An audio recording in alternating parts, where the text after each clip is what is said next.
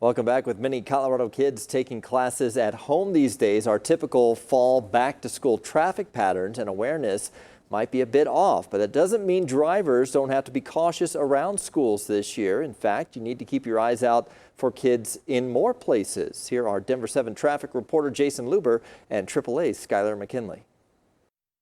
Skylar joins me now. Skylar, does hybrid learning and remote learning mean anything different to people driving around schools? Yeah, it sure does. In a normal year, drivers really know that they have to be extra vigilant in school zones. It's why school zones have those yellow flashers. Folks need to slow down to protect our most vulnerable. What's different this year is that everywhere is a school zone. Students are learning at home. They're going to be in your neighborhood. So what's that mean for motorists? A few different things. Schools that continue to meet in person might stagger bus schedules so that all these kids aren't on the bus at the same time as part of social distancing. So that means school zones might be active for much longer or active at unexpected times. So you really need to be vigilant passing through school zones, even though many students are at home.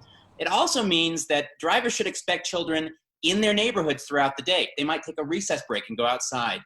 So basically treat neighborhoods like you would treat school zones, reduce your speed, watch for children near the road, and be careful.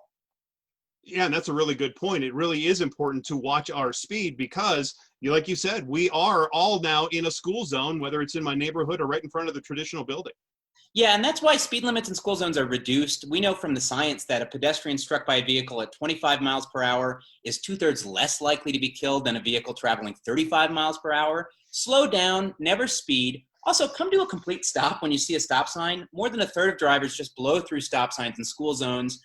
Come to a complete stop, check carefully for kids and on sidewalks and in crosswalks before you proceed. By the way, don't look at your phone, eliminate distractions. Taking your eyes off the road for just 2 seconds doubles your crash risk. And children are quick. They can dart out in front of cars and between cars. So always pay attention to the road.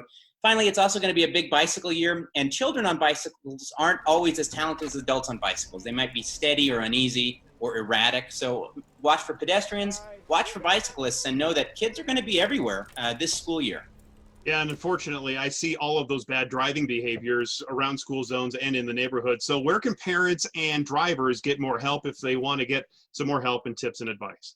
I'm biased, but AAA's been doing this since 1946. 74 years we've been running this campaign about back to school. The bottom line is that it comes down to driver responsibility, especially this year in light of all the changes that we're going to experience. Parents also have a responsibility, though, too, to talk to their children about how to be safe, knowing that drivers can't always be trusted. We've got tips on that and how to talk to new teen drivers about this time of year at AAA.com/traffic safety.